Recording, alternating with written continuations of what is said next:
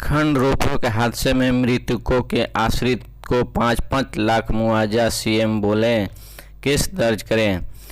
झारखंड के मुख्यमंत्री हेमंत सोरेन ने मंगलवार को देखकर चिरकुट रोपवे हादसे और लोहरदगा में हुई हिंसा को लेकर उच्च स्तरीय बैठक की। इस बैठक में सीएम हेमंत सोरेन ने हादसे को हिंसा में मारे गए लोगों के आश्रितों को 5-5 लाख रुपए मुआवजा देने का फैसला लिया। वही अधिकारियों को दोनों घटनाओं में घायलों को राज्य सरकार द्वारा बेहतरीन इलाज देने के निर्देश दिए। रोपवे हादसे में गठित होगी हाई लेवल कमेटी। मुख्यमंत्री हेमंत सोरेन ने बैठक में रोपवे हादसे की जांच के लिए उच्च स्तरीय जांच समिति गठित करने के समिति में रोपवे से संबंधित विशेषज्ञों की भी शामिल किए जाने का निर्देश दिया है। बैठक में रोपवे हादसे को लेकर प्राथमिक दर्ज करने के भी आदेश दिए हैं। झारखंड राज्य वित्त मंत्री बोले, रामनवमी हिंसा बड़ी साजिश का हिस्सा, दोषियों को किया जाएगा दंडित। झारखंड में रामनवमी के दौरान हुई हिंसा को लेकर राज्य के वित्त मंत्री रामेश्वर उरांव ने हिरही भुगता बगान इलाके के स्थिति का जायजा लिया। उन्होंने अपने गृह क्षेत्र लोहरदगा के भी दौरा किया। यहाँ वित्त मंत्री ने कहा कि रामनवमी के उत्सव के दौरान यहाँ हुई हिंसा बदमाशों की साजिश का नतीजा है। लोहरदगा में 10 अप्रैल को रामनवमी को जुलूस के दौरान दंगे और ईंटें पत्थरबाजी हुई थी। इस घटना में एक व्यक्ति की मौत हो गई थी और करीब 12 अन्य घायल हो गए थे। उन्होंने मीडिया से बात करते हुए कहा कि यह घटना दुर्भाग्यपूर्ण थी, क्योंकि धर्म निरपेक्ष हेमंत सोरेन सरकार के तहत राज्य भर में शांति कि पुलिस द्वारा दोषियों को पहचान की जाएगी और उन्हें दंडित किया जाएगा। उन्हें कहा कि दोषियों को बख्शिया नहीं जाएगा।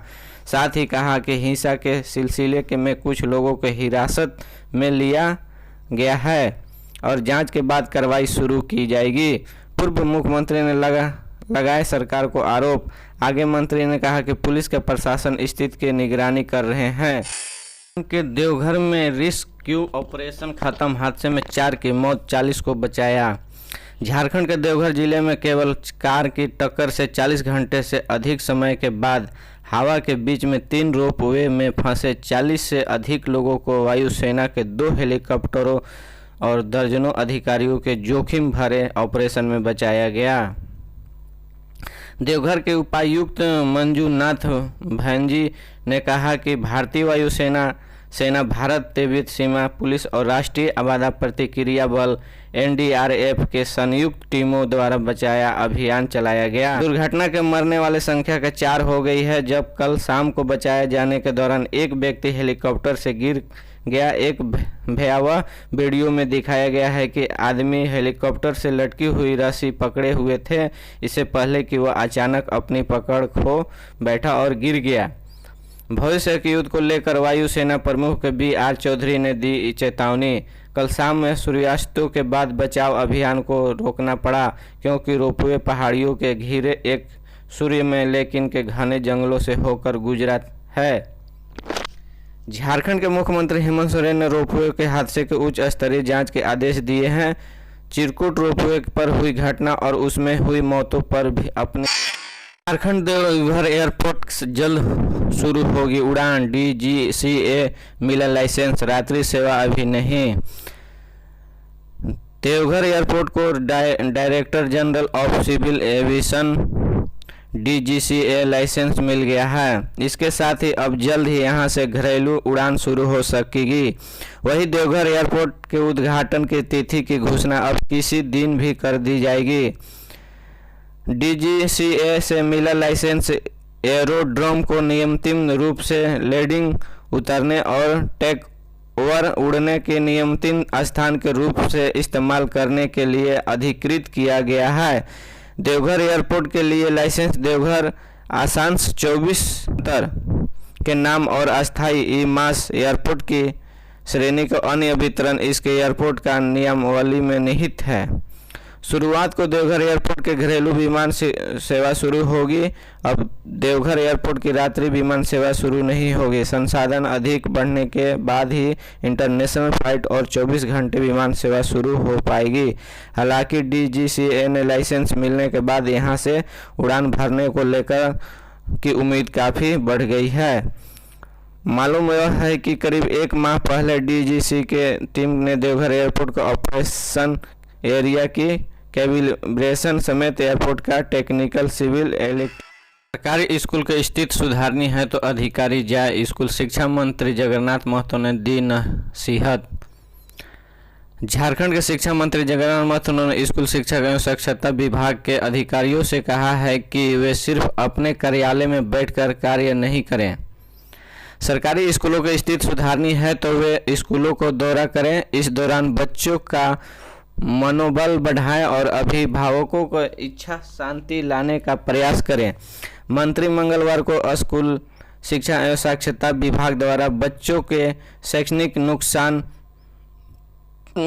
की भरपाई को लेकर आयोजित 2 दिवसीय कार्यशाला के उद्घाटन सत्र को संबोधित कर रहे थे।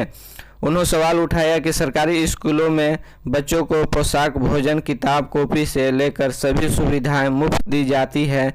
इसके बाद भी अभिभावक अपने बच्चों को पढ़ाई के लिए निजी स्कूल भेजने पर क्यों जोर देते हैं। उन्होंने कहा कि स्कूल के भेजने पर क्यों जोर देते हैं। उन्होंने कहा कि शैक्षणिक नुकसान की भरपाई के साथ साथ इस पर भी मंथन करने की जरूरत। झारखंड में महुआ चुनने गई थी महिला को हाथी ने पटक कर मार डाला। कई महिलाओं ने ऐसे बचाई जान। झारखंड के रामगढ़ जिले में कुजू OP क्षेत्र अंतर्गत बड़की डुंडी में मंगलवार को अहले सुबह महुआ चुनने गई महिला को हाथी ने पटक कर मार डाला। इस दौरान कई अन्य महिलाओं भागकर किसी तरह के अपना जान बचाई। सूचना मिलते ही ग्रामीण और वन कर्मियों मौके पर पहुंचे। इस दौरान वन कर्मियों ने तत्काल सहायता राशि दी। इसके बाद स्वयं को पोस्टमास्टर के लिए भेजा गया। इस घटना के परिजनों को रो रो कर बुरा हालत। महुआ चुनने के दौरान हाथी का अटैक। बताया जा रहा है कि बड़की डुंडी निवासी पिंकी देवी पति वासुदेव महतो सुबह करीब 4 बजे महुआ चुनने के लिए घर से निकली थी। जब वह राखा बारी अपने महुआ पेड़ के समीप 4:30 बजे पहुंचकर महुआ चुनने लगी, तभी हाथी ने अपनी तेज गरजने के साथ महिला को सूंड से पटककर घसीटने लगा। इसके झारखंड मार्केट का प्राइस नीचे नहीं जा रहा है। झारखंड में महंगाई का ग्राफ जाने खाद्य पदार्थ समेत फल और सब्जियों के लेटेस्ट दाम। झारखंड में महंगाई कम नहीं हो रही है। फल, सब्जियां समेत खाने पीने के सभी चीज़ों की कीमत में इजाफा से लोगों का जीना मुहाल हो गई रहा है। आइए जानते हैं कि झारखंड के बाज़ारों में सब्जियां, फलों और खाद्यान्नों की कीमत क्या है। झारखंड में महंगाई का ग्राफ नीचे नहीं जा रहा है। खाद्य पदार्थों की बढ़ती कीमतों ने लोगों के घर का बजट बिगाड़ दिया है। बढ़ती महंगाई का सबसे ज़्यादा असर मध्य वर्ग परिवार को लोगों के जेब पर पड़ रहा है। हालांकि हरी सब्जियां की कीमत में कमी के वजह से लोग थोड़ी राहत महसूस कर रहे हैं। जानिए राजधानी रांची में फल, सब्जी और खाद्य पदार्थों की कीमत क्या है। झारखंड वातावरण को बचाने के लिए झारखंड के हर जिले में 30 अप्रैल तक चलाया जाएगा जागरूकता अभियान। देश के विकास में पेट्रोलियम का योगदान रहा है। इससे लोगों को काम आसान हुए हैं, जबकि इससे इन्हें इस्तेमाल के साथ संरक्षित करने की भी ज़रूरत है। वह समय में देश के पेट्रोलियम उत्पाद का जितना खपत उसकी तुलना में 20% से कम संरक्षित किया जा रहा है। उसे बताया खाद्य एवं आपूर्ति विभाग के उपर सचिव सतीश चंद्र चौधरी ने कही कि पेट्रोलियम संरक्षण अनुसंधान संघ PCRA की ओर से आयोजित सक्षम 22 अभियान की शुरुआत करते हुए कहा कि सक्षम कार्यक्रम को सफल बचाने के लिए पेट्रोल डीजल को अपने अपने क्षेत्र में ऊर्जा संरक्षण सह जागरूकता कार्यक्रम आयोजित करना होगा। झारखंड के हर जिले में चलाया जाएगा अभियान। इस अभियान को तहत लोगों को ईंधन बचाने के लिए जानकारी दी जाएगी। उन्हें जागरूकता किया जाएगा कैसे वे ईंधन को बचाकर इसकी बर्बादी को रोक सकते हैं। यह जागरूकता अभियान झारखंड के हर जिले में चलाया जाएगा, जिसमें स्कूल में जागरूकता कार्यक्रम के रैली व सेमिनार का आयोजन किया जाना है। 30 अप्रैल तक चलाया जाएगा। झारखंड बिना अनुमति ही एडीसी बदलने पर राज्यपाल रमेश बैस नाराज, तबादला किया रद्द, जाने पूरा मामला। रांची राज्यपाल रमेश बैस ने उसने बिना पूछे ही गृह विभाग द्वारा डीसी अमन कुमार का तबादला करने देने और गोड्डा एसपी वाईएस रमेश को नया एडीसी बनाने पर कड़ी नाराजगी जताई है। राज्यपाल श्री बैस ने मुख्य सचिव को फोन पर अपनी नाराजगी व्यक्त की ओर से कहा कि आखिर वे लोग पनपारा क्यों तोड़ रहे हैं, ऐसी क्या मजबूरी आ गई है। राज्यपाल ने कहा कि उनकी जानकारी के अनुसार अब तक ही परंपरा रही ही है कि राज्यपाल के प्रधान सचिव एडीसी आदि को पद स्थापित करने या तबादला करने से पहले एक बार पूछ लिया जाता है। राज्यपाल के पास इसके लिए 3 नाम भेजे जाते हैं, जिस पर उन्हीं सहमति के बाद किसी एक अधिकारी को पद स्थापित किया जाता है। झारखंड में भीषण गर्मी, मौसम विभाग ने इन इलाकों में जताई बारिश की संभावना। राजधानी रांची समेत आसपास के जिलों में गर्मी के तपिश ने लोगों ने हालत बेहाल कर दिया है। मार्च से जो तापमान में बढ़ोतरी का आलम शुरू हुआ है वे अब तक जारी है। मौसम विभाग ने अनुसार सामान्य 6.6 डिग्री तापमान में बढ़ोतरी हुई है, जबकि पिछले 24 घंटे में 1.4 डिग्री तापमान बढ़ा है। दोपहर में तपती धूप के बीच कुछ जगहों पर अब गर्म हवा भी चलने लगी है। कई जिलों में हीट वेव की स्थिति बनी है। 16 और 17 अप्रैल को गर्जन और हल्की बारिश की संभावना। इस बीच मौसम विज्ञान केंद्र रांची के विज्ञानियों ने बताया कि उत्तर पूर्वी और दक्षिण पूर्व भाग में कई जिलों में 13 व 14 अप्रैल को आंशिक बादल छाए रहने का संभावना है।